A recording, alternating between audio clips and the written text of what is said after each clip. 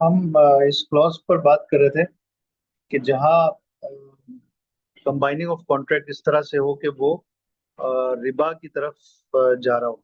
जैसे मिसाल दी गई, इन्होंने कुछ स्टैंडर्ड ने मिसाल दी है कि अगर आप किसी को कर्जा देते हैं और साथ ये शर्त भी लगाते हैं कि जो कर्ज लेने वाला है वो फ्री एकोमोडेशन भी देगा, वो आपको अपना घर रिहाइश के लिए फ्री में देगा।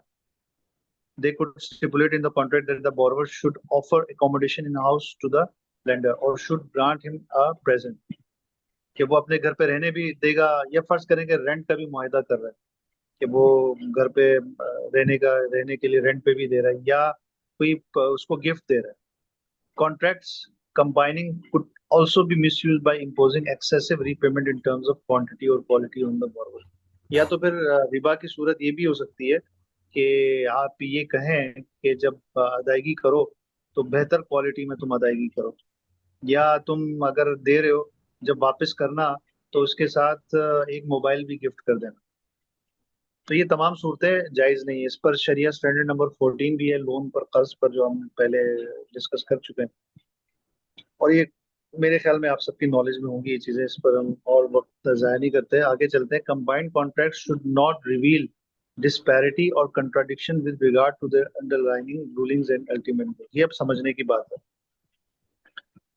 वो ये कह रहा है कि जो कॉन्ट्रैक्ट्स हो ना वो आपस में इस तरह से हो कि वो कंट्राडिक्टरी ना हो।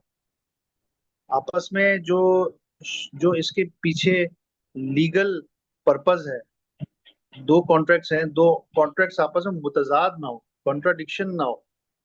मिसाल दे, इसकी मिसाल देंगे, मिसाल से आपको समझ में आ जाएगी। Examples of a contradictory contracts include granting an asset to someone as a gift and selling leasing to him simultaneously.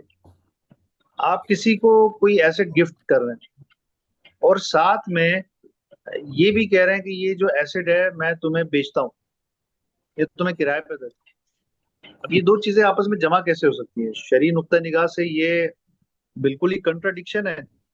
Gift तो ये हो गया कि मैंने विदाउट एनी कंसिडरेशन आपको कोई चीज दे दी, इसके इवज मैंने कुछ नहीं लिया, गिफ्ट आपको कर दिया, इसको दे दिया। और फिर साथ में ये कह रहा हूँ कि मैं आपको बेचूंगा भी, तो ये कंट्राडिक्शन हो गई ना। एक तरफ गिफ्ट कर रहा हूँ और वही चीज बेच रहा हूँ। बेचने से मुराद ये कि मैं फॉर कंसिडरेशन आपको किसी चीज के इवज बेच रहा हूँ। तो ये आपस में काबिल जमा नहीं है। ठीक है, इनको आपस में साइमल्टेनियसली नहीं किया जा सकता। या फिर इसने मिसाल दी, कंबाइनिंग मुदारबा विद लेंडिंग द मुदारबा कैपिटल टू द मुदारिब। क्या आप मुदारबा भी कर रहे हैं, मुदारबा में आपको कैपिटल भी देना है, लेकिन आप कैपिटल दे रहे हैं साथ में आप रब्बुल मुदारिब को इसको कर्ज के उन्वान से भी दे रहे हैं। तो मुदारिब की एक कैपेसिटी होगी ना, वो या तो फंड लेगा, बतौर रासुल माल लेगा आपसे, अपने मुदारबा में उसको शामिल करने के लिए लेगा, या फिर ये कि आप बतौर कर्ज देंगे। इन दो कैपेसिटीज में फर्क है। अगर मुदारिब को आप इसको बतौर रासुल माल दे रहे हैं तो इस पर जाहिर है रिस्क लेंगे आप, क्योंकि आप एज अ मुदारिब अगर दे रहे हैं तो रिस्क लेना पड़ेगा। लेकिन अगर आप बतौर कर्ज दे रहे हैं तो मुदारिब पर तो मतलब कोई आप रिस्क उठा ही नहीं रहे, उसको हर सूरत में इसको लौटाना है, चाहे उसको नफा हो या नुकसान हो। कर्ज की सूरत में यही है ना, आपको पता है हर सूरत में आपको लौटाना होता है। ठीक है, तो ये दो कैपेसिटीज आपस में जमा नहीं हो सकती। या तो आप बतौर मुदारिबा प्रिंसिपल दे रहे हैं, या फिर आप कर्ज दे रहे हैं, तो ये दो आपस में जमा नहीं हो सकती। ये बात समझ में आ रही है? क्लियर है सबको? जी क्लियर है। ठीक है। मजीद सूरतें वो बता रहा है कि करेंसी एक्सचेंज और जुआला को आपस में नहीं किया जा सकता। अगर आप थोड़ा सा रिवाइंड करें, करेंसी एक्सचेंज हमने पढ़ा था, तो करेंसी एक्सचेंज को ईओफी स्टैंडर्ड लेता है एज अ, क्या लेता है? सर्फ लेते हैं ना, तो बेउसर्फ सर बेउसर्फ बेवसर्फ लेते हैं ना। बेउसर्फ लेता है। अब बेउसर्फ की एक कंडीशन होती है बड़ी इंपॉर्टेंट, कि उसी मजलिस में कब्जा भी किया जाए, दोनों काउंटर वैल्यूज का कब्जा किया जाए। ठीक है। और ज्वाला होता है, ज्वाला आप पढ़ेंगे, अभी तक पढ़ा नहीं है आपने। ज्वाला ये होता है, शायद हो सकता है कि आपने बाकी किसी क्लास में पढ़ा हो। ज्वाला बेसिकली होता ही है कि आप एक किसी अमल के लिए ना कोई रिवॉर्ड आप ऐलान करते हैं कि ये मेरे लिए कोई इंजाम दे तो मैं उसको ये इनाम दूंगा। अब आप करेंसी एक्सचेंज कर रहे हैं और साथ में आप ज्वाला भी कर रहे हैं, तो ज्वाला तो फ्यूचर बेस्ड है कि अगर करोगे तो रिवॉर्ड मिलेगा, जबकि करेंसी एक्सचेंज तो आज करना है आपको, आज ही उसी मतलब दोनों चीजों पर जो प्राइस है और वो जो सब्जेक्ट मैटर दोनों पर सेम डे में कब्जा करना है, तो ये आपस में काबिले जमा नहीं है। इसी तरह से सलम और ज्वाला भी आपस में काबिले जमा नहीं है। लीजिंग विद सेलिंग ये आपस में काबिले जमा नहीं है। मैं आपको लीजिंग करूं, आपको मैं कोई एसेट लीज पर दूं, साथ में आपको सेल भी कर दूं, तो ऐसा हो नहीं सकता ना। आपको लीज में कर रहा हूँ तो एक किसी पीरियड के लिए कर रहा हूँ ना, 1 साल के लिए, 3 साल के लिए, तो आप वो एक सर्टेन अरसे तक यूज करेंगे, उसके बाद में बेचूं तो हो सकता है। लेकिन मैं दोनों को साइमल्टेनियसली करूं तो या तो लीज होगा या सेलिंग होगी, दोनों में से कोई एक चीज होगी। ठीक है, ये वाली क्लॉज फकत ये कहती है कि आप जो कॉन्ट्रैक्ट्स कर रहे हो, जिनको जमा कर रहे हो, इनमें आपस में कोई कंट्राडिक्शन ना हो। अब ये बात कर रहा है sharia concession for combination of contract. मतलब कि जो कॉन्ट्रैक्ट्स को आप जमा करते हैं ना, कम्बिनेशन ऑफ कॉन्ट्रैक्ट्स, उसकी क्या, उसकी रुखसतें हो सकती हैं। कंसेशन से मुराद रुखसत, किन किन चीजों की इजाजत दी जा सकती है, ये उनकी बात कर रहे हैं। In principle the Sharia concessions that can be granted to implicit and subsidiary contract. ये जरा आपकी तवज्जो चाहिए भाई इस पर, ये थोड़ा सा स्टैंडर्ड बड़ा टेढ़ा स्टैंडर्ड है, इतना सीधा नहीं था जो मैंने समझ लिया था। काफी टेढ़ा स्टैंडर्ड है, इसमें आपको भी थोड़ी सी तवज्जो दरकार होगी। वो कह रहा है कि शरीयत में जो रुख्सत दी जा सकती है वो इम्प्लिसिट और सब्सिडरी कॉन्ट्रैक्ट्स को दी जा सकती है। क्या मतलब हुआ इम्प्लिसिट और सब्सिडरी कॉन्ट्रैक्ट से, क्या मुराद है?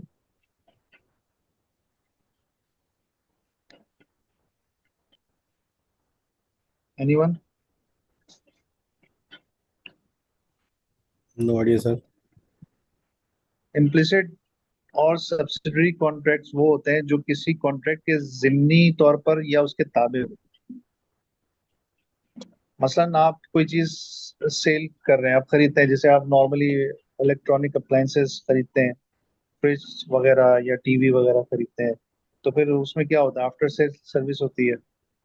तो देखा जाए तो परचेज एक अलग कॉन्ट्रैक्ट है और सर्विस एक अलग कॉन्ट्रैक्ट है, लेकिन आपको वारंटी दी गई, आफ्टर सेल सर्विसेज दी गई, तो ये जिमनी तौर पर यहाँ पर कॉन्ट्रैक्ट में आया है। ये बजाते खुद कोई मुस्तकिल कॉन्ट्रैक्ट नहीं है। तो जिमनी तौर पर कोई कॉन्ट्रैक्ट आता है, देखें अब इस कॉन्ट्रैक्ट के अंदर भी दो कॉन्ट्रैक्ट छुपे हुए हैं। सेल कॉन्ट्रैक्ट है और उसके अंदर एक दूसरा एक सब कॉन्ट्रैक्ट है उसका, आफ्टर सेल सर्विसेज का।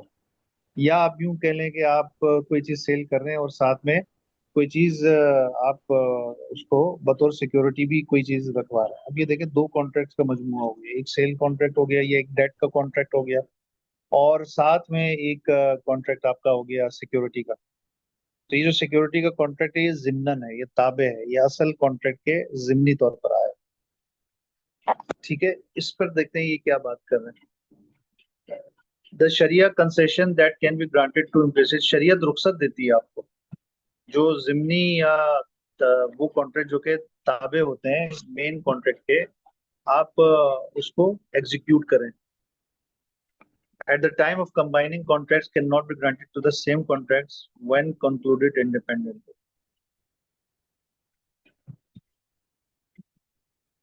वो ये कह रहे हैं कि जो दो कॉन्ट्रैक्ट जिनको जमनी जिमनी तौर पर इजाजत तो दी जा सकती है, लेकिन अलग अलग सेपरेटली इजाजत नहीं दी जा सकती। अगर ये आपस में लिंक कर देंगे और सेपरेटली अंजाम देंगे तो इसकी इजाजत नहीं दी जा सकती, क्योंकि ये दो अलग अलग कॉन्ट्रैक्ट बन जाएंगे। दो अलग कॉन्ट्रैक्ट आपस में इनको जमा करें तो ये आपके लिए जायज नहीं है। अगर इनका आपस में आप कोई कंडीशन लगाएं तो ये जायज नहीं है। लेकिन अगर आपने इसको अलग अलग से जिक्र नहीं किया, उसी एक कॉन्ट्रैक्ट में जिक्र किया है, तो ये जिमनी तौर पर अगर है तो जायज है। Here, implicit and subsidiary contracts refer to contractual commitments that are not explicitly embodied in the real deal agreement or those which succeed the original commitment of the transaction। कि ये जो जिमनी तौर पर जो कॉन्ट्रैक्ट्स होते हैं, ये असल कॉन्ट्रैक्ट्स का उस तरह से मतलब पार्ट नहीं होता, ये उसके ताबे बन के आते हैं, ये असल नहीं है, ये फर्ई तौर पर ये उसके जिमनी तौर पर सामने आए। The concessions to be granted in this case should be judged in the light of traditions, practices, and professional expertise and subject. वो ये कह रहे हैं कि ये जो इजाजत दी जा रही है कि जिन आप ये कह रहे हैं कि अगर जिमनी तौर पर अगर आ जाएं तो उसकी इजाजत है शरीयत में या रुख्सत दी जा सकती है, तो वो कह रहे हैं कि ये डिपेंड करता है आपकी कस्टमरी प्रैक्टिसेस पे, आपके उर्फ पे डिपेंड करता है। अगर आपके उर्फ में ऐसा ही है तो फिर ठीक है, कोई मसला नहीं है। जैसे ये मैंने मिसाल दी आपको आफ्टर सेल सर्विसेज की, कि आपने फ्रिज खरीदा, उसमें साथ आपको 10 साल की वारंटी भी है कि 10 साल जो भी खराबी होगी वो कंपनी आपको बना के देगी। अब ये देखें, दो अलग अलग कॉन्ट्रैक्ट्स हैं। देखा जाए तो आपने दो कॉन्ट्रैक्ट्स को जमा किया है। आपका ये कॉन्ट्रैक्ट इन आपका ये जो कॉन्ट्रैक्ट ये इनवैलिड होना चाहिए, लेकिन चूंकि उर्फ में ये मयार बन चुका है, आज कोई भी इलेक्ट्रॉनिक अप्लायंस की चीजें आप खरीदते हैं, अगर आप न्यू खरीद रहे हैं तो ऑब्वियसली उसके साथ आफ्टर सेल सर्विसेज लाजमी तौर पर होती हैं। ये उसका एक तकाजा है कि आप यही ये होता ही यही कि कोई कोई आपकी सेल ऐसी नहीं हो सकती जिसमें ये आफ्टर सेल सर्विसेज ना आ रही हो, या subjected to clearance by the Sharia advisory board of the institution, या आपको शरिया एडवाइजरी बोर्ड इस जिमनी या ताबे कॉन्ट्रैक्ट की इजाजत दे तो फिर एक अलग बात है। यानी शरिया बोर्ड चाहे तो इसकी इजाजत दे सकते हैं, या तो ये कि ये चीजें उर्फ में शामिल हो कि ये चीजें जिमनी तौर पर कॉन्ट्रैक्ट का पार्ट बनती हैं, या ये कि आपका शरिया बोर्ड इसकी इजाजत। ये बात क्लियर है, समझ में आ रही है?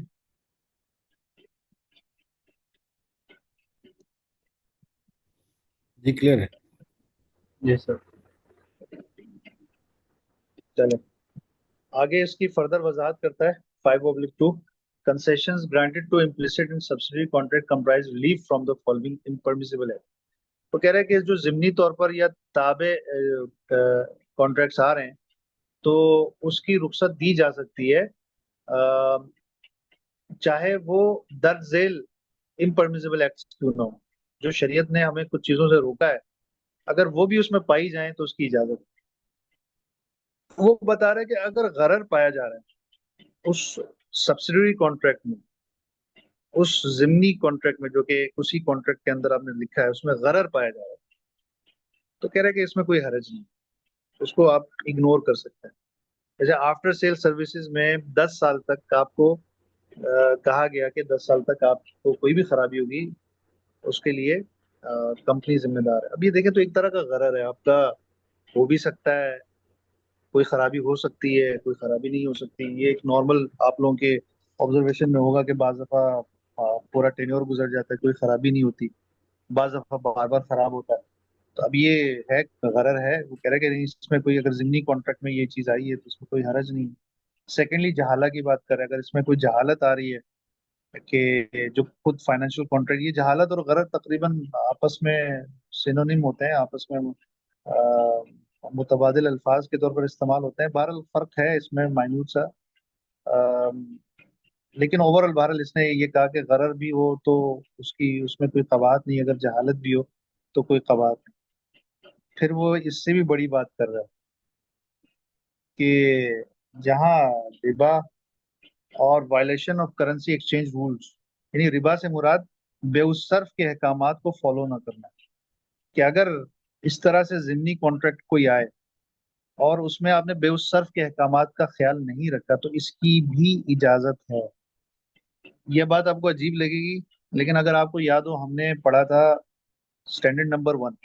स्टैंडर्ड नंबर 1 में अगर आपको याद हो, हमने कहा था कि करेंसी एक्सचेंज और हवाला को आपस में जमा किया जा सकता है। याद है आपको? नहीं सर, याद आ रहा है? रिकॉल नहीं हो रहा था। नहीं सर, रिकॉल नहीं हो रहा। जी अदनान कुछ भाई, कहिए। आपके भाई की मिसाल दी थी, अमेरिका में होते हैं आपके भाई और आपको पैसे भेजना चाह रहे हैं अमेरिका से। याद आया कुछ? जी जी जी बिल्कुल सही। जी आपके भाई आपको पैसे भेजना चाह रहे हैं, जी। शबी याद उसके आ रहा है? जी जी सर, उसके अंदर वो आप रेमिटेंस को हवाला का कॉन्ट्रैक्ट कर रहे हैं ना। रेमिटेंस और हवाला का कॉन्टैक्ट करें, जी बिल्कुल।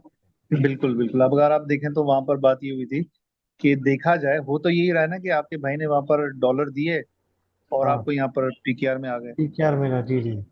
ठीक है, तो ये कॉम्बिनेशन ऑफ टू कॉन्ट्रैक्ट्स है बेसिकली। ये असल कॉन्ट्रैक्ट है हवाले का, आप हवाला कर रहे हैं, असल कॉन्ट्रैक्ट आप हवाले का, उसको और लेकिन उसमें वो एक्सचेंज का, बाइंग एंड सेलिंग का भी जिमनी तौर कॉन्ट्रैक्ट पर है। एक्सचेंज हो रहा है, जिमनी यानी तौर पे एक्सचेंज हो एक्सचेंज भी हो रहा है। ये जी बेसिकली हाँ। दो हम कॉन्ट्रैक्ट का मजमुआ हो गया। और काउंटर वैल्यू बाद में पोजीशन बिल्कुल आ बिल्कुल काउंटर वैल्यू, हालांकि बेउसर्फ का हुक्म क्या है कि आपको उसी वक्त, आप जो डॉलर दे स्पॉट रहे पे हैं ना, होना आपको चाहिए। पीकेआर जी उसी वक्त दे दिए जाए। जी जी जी। लेकिन वो आपको पीकेआर नहीं देता, आपको नहीं देता, आपके भाई को देता है। और भाई को देने में उससे उसको 2 से 3 दिन लग सकता है। ठीक है। जी तो बेउसर्फ का यहाँ पर जो शर्त थी वो वायलेट हो गई ना। नहीं लेकिन लेकिन सर जी चूंकि वो ये जिम्नी अकद है। बेस सर्फ में तो ये होता है ना कि कस्टमरी प्रैक्टिस के तहत आप उसको एक दो दिन का डिले आ सकता है सर। देखें वो क्यों आता है, वो इसलिए उसकी इजाजत दी गई कि वो बेसिकली वो करता तो ऑन द स्पॉट है, लेकिन उसका असर 2 दिन बाद आता है। ठीक है, यहाँ पर वो बात कुछ और कर रहा है। वो ये कर रहा है कि वो तो नॉर्मल डिले जो होते हैं उसको तो स्टैंडर्ड ने कबूल किया है, उसमें मसला नहीं है। वो ये कह रहा है कि अगर आप दो कॉन्ट्रैक्ट्स को जमा कर रहे हो और उस दो कॉन्ट्रैक्ट को देखें, अगर आप हवाला ना करते, आपने भाई को ना भेजना होता, तो वो तो बैंक तो उसी वक्त आपको दे देता ना, एक्सचेंज करके दे देता आपको। लेकिन चूंकि आपका असल मकसद हवाला है, आप यहाँ पर दो कंबाइनिंग ऑफ कॉन्ट्रैक्ट्स की बात हो रही है। यहाँ पर जो स्टैंडर्ड है वो कंबाइनिंग कम्बिनेशन ऑफ कॉन्ट्रैक्ट्स की बात करता है। तो यहाँ पर चूंकि दो कॉन्ट्रैक्ट जमा हो रहे हैं, हवाला और करेंसी एक्सचेंज। ठीक है, तो ये बेउसर्फ और हवाला चूंकि आपस में इंटरलिंक्ड है, वहां पर अगर आप फौरन ले लेते आपको दे दिया जाता, लेकिन आपने इसको हवाला किया, तो इसलिए आपको नहीं दिया, उसने आपके भाई को दिया। तो यहाँ पर जिमनी तौर पर चूंकि करेंसी एक्सचेंज की जा रही है, तो ये टॉलरेबल है, ये मतलब उसकी इजाजत वो दे रहा है। अब ये जुमला पढ़े, sale based riba and violation of currency exchange rules when spot delivery is ignored in a contract that combines currency exchange with money transfer. देखिए यहाँ पे डिले आ रहा है इस वजह से क्योंकि आप हवाला कर रहे हैं। अगर आप हवाला ना करें तो वो तो ऑन द स्पॉट आपको दे देता। तो चूंकि हवाला कर रहे हैं इसलिए डिले आ रहा है। वो कह रहा है कि it is also forgivable in subsidiary and implicit contract. तो ये फॉरगिवेबल है अगर करेंसी एक्सचेंज जिमनी तौर पर है, मतलब वो भी एक कॉन्ट्रैक्ट है लेकिन एक जिमनी तौर पर आया है, तो फिर उसकी इजाजत दी गई है। फिर आगे वो दूसरी बात करता है। वो कहता है कि selling of a debt for another debt, ये अब समझने की बात है। वो कह रहा है कि अगर सेलिंग डेट को सेल किया जा रहा है, selling of a debt for another debt may be ignored when it comes in the context of a subsidiary contract. देखिए, डेट को डेट की इवज बेचते हैं, तो ये क्या होता है, क्या कहलाता है, क्या कहलाता है, क्या कहते हैं इसको? बेल देल मतलब बेल काली बिल काली। बे काली बिल काली हुआ। बिल्कुल बिल्कुल, बेउल काली बिल काली कहलाता है। वो कह रहा है कि अगर बेउल काली बिल काली भी हो रहा हो अगर जिमनी कॉन्ट्रैक्ट में, तो भी कोई मसला नहीं है। मतलब इनका दिल बहुत खुला हो गया आज, ये ऐसा कैसे सब हो रहा है चीजें। सर? जी, ये सब कुछ ही इजाजत अलाउ दे कर रहे दिया हैं, यहाँ आप पर। क्या कर रहे हैं। ये कह रहे हैं कि चूंकि ये जिमनी है, ये असल कॉन्ट्रैक्ट नहीं है, ये फर्ई तौर पर आया है, ये असल कॉन्ट्रैक्ट के तौर पर नहीं है, असल कॉन्ट्रैक्ट कुछ और है। अब वो फिर एग्जाम्पल दे रहा है। अब इसकी एग्जाम्पल देखें, a fitting example here is purchasing on debt the shares of an indebted company. वो इसकी एग्जाम्पल ये बता रहा है कि आप किसी कंपनी का शेयर खरीदें उधार पर। वो कंपनी जो जिसने आपका उधार देना है, वो कंपनी जिसने आपका उधार देना है, उसके डेट को आप, उसके शेयर को आप उधार पे खरीदें। एक तो आपका उधार है, फिर उसका उधार आप पे हो जाएगा। समझ रहे हैं आप बात? तो ये कह रहा है कि इस तरह की सूरत में इसकी इजाजत दी जा सकती है कि आप बेसिकली जो असल कॉन्ट्रैक्ट है वो तो शेयर्स खरीदना है, आप शेयर खरीद रहे हैं।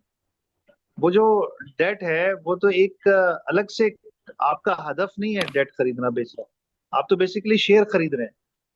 लेकिन चूंकि शेयर खरीद रहे हैं तो ये बेउल काली बिल काली की एक सूरत बन रही है। लेकिन वो कह रहा है कि ये टॉलरेबल है क्योंकि ये जिमनी तौर पर अंजाम पा रहा है, आपका असल के तौर पर अंजाम नहीं पा रहा। अभी ये खैर देखना पड़ेगा, स्टेट बैंक ने इसको अडॉप्ट किया है तो किस तरह से अडॉप्ट किया है ये। अगर इतरत है, इतरत है, इतरत इसको आप देख लीजिएगा, आपका स्टैंडर्ड में जो आप स्टेट बैंक के उस पे आपको एक टास्क दिया था, तो आप उसमें देख जी जी लीजिएगा। सर। इसमें इसमें स्टेट बैंक ने इसको एज इट इज एक्सेप्ट किया है या इसमें कोई चेंजेस किए हैं? क्योंकि ये जी बार ठीक है चीज सर, मैं देख ऐसी है लूँ। कि इसमें फिqhi इख्तलाफात हो सकते हैं। देखिए ईओफी में नॉर्मली होता ही है कि ये लोग ये देखते हैं कि किस राय पर उनके अपने जो मजलिस शरी के अरकान है वो किस राय पर ज्यादा मुत्तफिक हो रहा है। और वो खुरूज अनिल मजहब का भी एक है कि जहाँ पर एक मालिकी है, वो जहाँ शाफियों में थोड़ी थोड़ी तवज्जो पाता है, थोड़ी सी उसमें ये पाता है कि ये थोड़ी सी इजाजत की तरफ है या मसलहत के मुताबिक है, तो वो उस राय को अडॉप्ट कर लेता है। खुरूज अनिल मजहब का की बात जहाँ तक की, अहनाफ इस हवाले से बड़े स्ट्रिक्ट होते हैं कि वो कहते हैं नहीं, हमारे लिए खुरूज अनिल मजहब जायज़ नहीं। तो वहाँ चूंकि अब इस पर भी फिqही इख्तलाफ है कि खुरूज अनिल मजहब किस हद तक जायज़ है। अगर आप शाफी हैं तो हमेशा शाफी के अहकामात पर ही आप चलेंगे, या कभी मालिकी हम्बली के भी चल सकते हैं, तो इसके कुछ उसूल हैं। तो समटाइम्स ऐसा होता है कि आपका standard based on some opinion, some fiqhi opinion उसकी उसकी इजाजत दे देता है। बट हमें ये देखना होगा, वी हैव टू सी के हमारे पाकिस्तान के कॉन्टेक्स्ट में इसको किस तरह से अडॉप्ट किया गया है। ये गालिबन कम्बिनेशन ऑफ कॉन्ट्रैक्ट याद पड़ा है इतरत, ये था उसमें, ये अडॉप्टेड है स्टेट बैंक का, मुझे तो याद पड़ा कि ये अडॉप्टेड है। जी जी जी सर, अडॉप्ट किया 2022 में। ग्रेट। तो अगर अडॉप्ट किया है तो जी फिर सर, ये यकीनन फिर अडॉप्टेड है, एजेंसी अडॉप्टेड है। ठीक है, तो फिर ये जरा फिर चेक कर लें बाद में। लेकिन खैर एग्जाम पॉइंट ऑफ व्यू से तो आपके लिए ये देखना कोई इतना ज्यादा मतलब इम्पोर्टेंट नहीं है आपके लिए। तो जो लिखा है बस समझ लें कि वही आपने याद करना है और वही जाके एग्जाम में प्रोड्यूस करना है। फिर आगे वो कहता है सब्सिडरी एंड इम्प्लिसिट कॉन्ट्रैक्ट्स में also be relieved from some prerequisites that underline the validity of contract such as offer and acceptance. वो कह रहा है कि अगर एक्सप्लिसिट या इम्प्लिसिट सब्सिडरी कॉन्ट्रैक्ट्स हैं, इम्प्लिसिट कॉन्ट्रैक्ट्स हैं, तो वो कुछ कॉन्ट्रैक्ट्स की शराइत से भी वो मुस्तस्ना है। जैसे कॉन्ट्रैक्ट की शर्त है ऑफर एंड एक्सेप्टेंस, वो कह रहा है कि इसके लिए अलग से आपको ऑफर एंड एक्सेप्टेंस की जरूरत नहीं। अगर वो कॉन्ट्रैक्ट के जिम्न में आ गया है और दोनों पार्टीज ने ओवरऑल ही उसको एक्सेप्ट कर लिया, तो इसके लिए अलग से इजाब और कबूल की जरूरत है। When such relief is dictated by need or desire to achieve a permissible interest। ठीक है, ये वाला पॉइंट थोड़ा सा समझ लें कि क्लॉज 5 ऐसा क्लॉज है जिसमें थोड़ा सा डिफरेंट भी है और समझने में टाइम लगता है। अगर आपको समझ में आ गया तो हम आगे उस पर चलते हैं। कोई सवाल है तो आप पूछ लीजिए, वरना फिर आगे चलते हैं।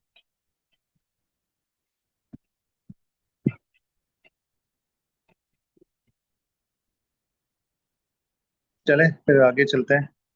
क्लॉज 6 है। क्लॉज 6 में क्या बात कर रहे हैं? क्लॉज 6 में बात कर रहे हैं कि मुवाता, मुवाता मैंने आपको बताया था कि पेशगी मुफाहमत को कहते हैं। मुवाता आइन नहीं है, हमजा से मुवाता, मुवाता या तवातो। तवातो फिक में, in fiqh terminology has several meanings, most important among which, आप वो देखें अगर आपको पीछे आप क्लॉजेस में गौर करें तो वो बार बार मुवाता की बात कर रहा था, प्रायर एग्रीमेंट की बात कर रहा था। तो ये मुवाता होता क्या है, ये अब उसको बयान करें। तो वो फिक में मंदरजा झेल उसकी समझने के उसका इतलाक मंदरजा झेल उमूर पर होता है। explicit or implicit intention of the parties to the contracts to use a certain tricks for practicing riba through a sharia accepted contractual forms। या पहले से पेशगी आपस में मुफाहमत कर लें कि हम दोनों ने रिबा से बचना है, हम ये सूरत इख्तियार कर लेते हैं। रिबा से बचने के लिए आपने बेईना कर लिया, तवर्रुक कर लिया, तो ये पहले से आपकी इंटेंशन यही है। फिर an unrevealed prior agreement between the two parties to perform a sharia permissible act। अव्वल वाली शर्त जो होगी वो शरिया इम्परमिसिबल एक्ट, मतलब नीयत आपकी इम्परमिसिबल थी through a Sharia accepted contractual form. यहाँ पर वो बात कर रहा है क्लॉज नंबर 2 में 6/1/2 में, एन अनरिवील्ड प्रायर एग्रीमेंट, आपने ऐसा प्रायर एग्रीमेंट किया जो पहले मतलब रिवील्ड नहीं है, between the two parties to perform a sharia permissible act or deal for the sake of finding a sharia accepted exit। आपने जिसको कह लें कि आपने इस बात पर इत्तेफाक किया कि हम ऐसा हीला करेंगे जिस हीले की इजाजत शरीयत ने दी है। समझ में आ रहा है? ये दो बातें आपस में कंट्राडिक्टरी नहीं है। पहली में वो इस चीज से उस चीज का हीला कर रहा है जिसकी इजाजत शरीयत नहीं देता, जैसे रिबा सर रिबा यहाँ से पे बचने के लिए हीला अभी तक। तो, हीला करने का मकसद तो यही होगा ना कि यहाँ पे उसको कहीं पे कोई ऐसी अनवेल सिचुएशन आ रही है जिसकी वजह से वो हीला की तरफ जा रहा है, तो फिर परमिसिबल और अनपरमिसिबल की बात क्यों आएगी यहाँ पे? लेकिन वो इसलिए आती है कि बाज हीले जायज होते हैं, बाज हीले नाजायज होते हैं। मिसाल के तौर पे अगर आप बेईना करते हैं तो वो नाजायज सूरत है, लेकिन अगर आप तवर्रुक करते हैं, दो के इस पर कलाम काफी है। बाज इसको इंतहाई नापसंदीदगी की निगाह से देखते हैं। मतलब जो पाकिस्तान में जिस बात पर रूलिंग दी जाती है, वो अमूमन यही होता होता है कि तवर्रुक को ज्यादा पसंद नहीं किया जाता। इन डायर नीड उसकी इजाजत, यानी इसकी इजाजत है लेकिन इन डायर नीड। लेकिन बेईना की इजाजत तो आपको कहीं पर भी नहीं मिलेगी। तो समटाइम्स ऐसा होता है कि बाज हीले जायज होते हैं, बाज हीले नाजायज होते हैं। मिसाल के तौर पे अगर आपके लिए रमजान में रोजा रखना बहुत भारी है, तो समटाइम्स लोग ये करते हैं कि वो ट्रैवलिंग पे चले जाते हैं। जैसे आप उसमें ट्रैवलिंग में आपके लिए रुख्सत है कि आप रोजा गो के इसमें अगेन फिक़ही इख्तलाफ है कि बाज के नज़दीक इसमें रुख्सत है, बाज के नज़दीक सफर में रोजा नहीं रखना। तो बहरहाल एक आपको एक रुख्सत मिल जाती है कि आप सफर पे चले जाते हैं, तो फिर आप चाहें तो रोजा ना रखें। तो ये हीला ऐसा हीला है कि जो जायज़ है, तो इसमें हरज नहीं है। तो बाज हीले जायज़ होते हैं, आपको ये भी देखना होता है कि हीले की कौन सी किस्म जायज़ है, कौन सी किस्म जायज़ नहीं है। तो ये जो दूसरा है, इस पर इन्होंने ब्रैकेट में लिखा है एक्सेप्टेबल ट्रिक। ट्रिक से मतलब हीरा हीला, वो हीला जो कि जायज़ है, जायज़ है, काबिल कबूल है। फिर वो तीसरी बात कर रहा है, कह रहा है considerance of the intentions of parties to the contract at the stage of preparatory negotiations that precede the signing of the contract as indicated in item 2/2/4। क्या मतलब हुआ? इसका मतलब ये हुआ कि कॉन्ट्रैक्ट किया जा रहा है और पहले इन्होंने आपस में कोई चीज तय नहीं की थी, लेकिन ये कि जब कॉन्ट्रैक्ट कर रहे थे तो उनके इरादों में आपस में एक तरह की मुताबिकत पाई गई। ठीक है, जब वो preparatory negotiations, coincidence of the intentions, इनकी जो इंटेंशंस थी उसमें इत्तेफाक पाया गया, मुताबिकत पाई गई of parties to the contract at the stage of preparatory negotiations that precedes the sign off. मतलब at the time of preparatory negotiation, contract की बात नहीं कर रहा, माजरत, वो at the time of preparatory negotiation के जब किसी कॉन्ट्रैक्ट से पहले आपस में एक प्रिपरेटरी निगोशिएशन होती है ना, कि हम ये टर्म्स है भाई, हम ये इस तरह से करना चाह रहे हैं, ये हमारी टर्म्स कंडीशंस होंगी, आपको क्या कबूल है। पहले तो आपस में मुज़ाकरात करते हैं ना, कि फिर उसके बाद जाकर किसी चीज पर इत्तेफाक होता है तो फिर जाके कॉन्ट्रैक्ट करते हैं। तो कॉन्ट्रैक्ट से पहले eight the time of preparation, preparatory negotiation, उनके इरादों में मुताबिकत पाई। तो ये इसने मुख्तलिफ सूरतें बताई हैं। तो फिर आगे फिर वो इसका हुक्म बताएगा। In fiqh perception, muwata'ah for combining contracts has three distinct characteristics। कि अगर हम मुवातआ करते हैं तो उसकी तीन खुसूसियात होनी चाहिए।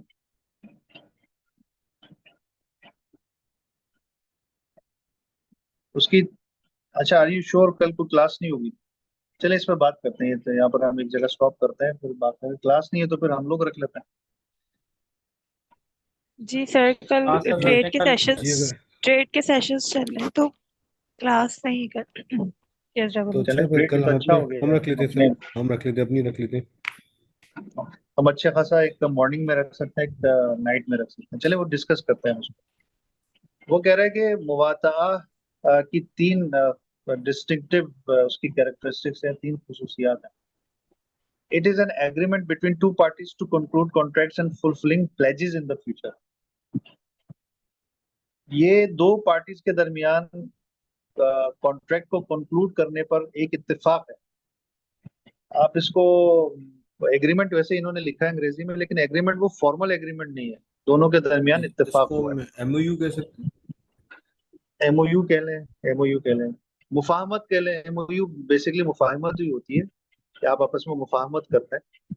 तो ये समझ लें कि दो कॉन्ट्रैक्ट्स के दरमियान आपस में इस बात का है कि इत्तेफाक है कि हम इस कॉन्ट्रैक्ट को इस तरह से कंक्लूड करेंगे and fulfil pledges in the future. Pledge से मुराद यहाँ पर जो आपस में जो तबादला ख्याल किया गया, जिस चीज पर दोनों का इत्तेफाक किया गया, उसको पूरा करने का वादा है। ठीक है, ये प्लेज से मुराद वो प्लेज नहीं लीजिएगा जो कि सिक्योरिटीज में होता फिर कहता है दूसरी खुसूसियत, पहली खुसूसियत तो ये हो गई जो बताइए आपको। फिर दूसरी खुसूसियत ये होगी, one muwataa is stipulated as part of the contract, it becomes a condition precedent to the conclusion of the contract.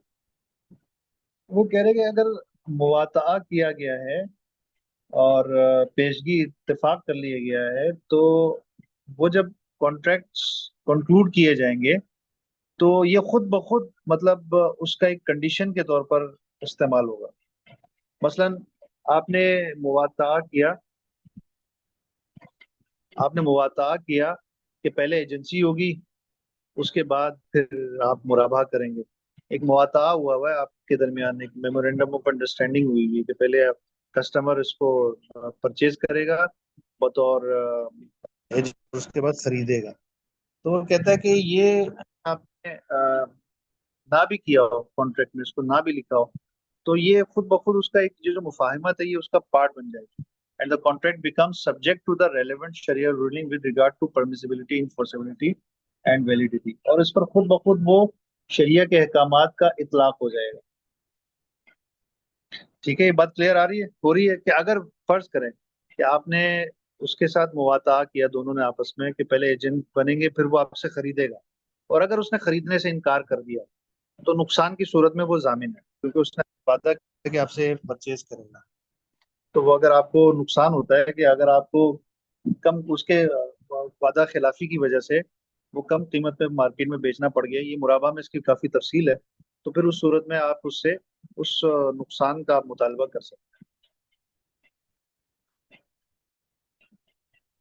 तीसरी खुसूसियत, enforceability of muwata'a in sharia is similar to enforcement of conditions precedent to the signing of contracts। यानी कि मुवाता की जो enforceability है वो शरीयत में ऐसी ही है जैसे कि आपने कोई कंडीशन आपस में तय कर रखी है और उसकी मुखालफत की गई है। Condition that precedes the signing of the contract has the same validity and binding nature of the normal conditions of the contract, since the former constitutes the base of the contract that have been mutually agreed upon between the two parties. वो कह रहे हैं कि उसी मुफाहमत की उसी तफाहुम की वजह से या उसी इत्तेफाक की वजह से तो हम इस कॉन्ट्रैक्ट को कर रहे हैं। तो अगर वो वही बाइंडिंग नहीं होगा तो हम ये जो कॉन्ट्रैक्ट कर रहे हैं उसका फिर फायदा भी ऐसा सच नहीं रहता। लिहाजा वो जो पेशगी शर्त शराइत आप आपस में जबानी तौर पर तय करते हैं ना, वो वैसे ही वाजिबुल अमल है जैसे कि आप दोनों ने इस पर इत्तेफाक किया था कि भाई हम इस तरह से करेंगे, तो ये वैसा ही वाजिबुल अमल है। अब ये जो 6/3 से ऑनवर्ड है, फिर इंशाल्लाह कल करते हैं। अभी सिर्फ 5 मिनट रह गए, तो फिर इंशाल्लाह कल हम इसको डिस्कस करते हैं। कल की टाइमिंग देखने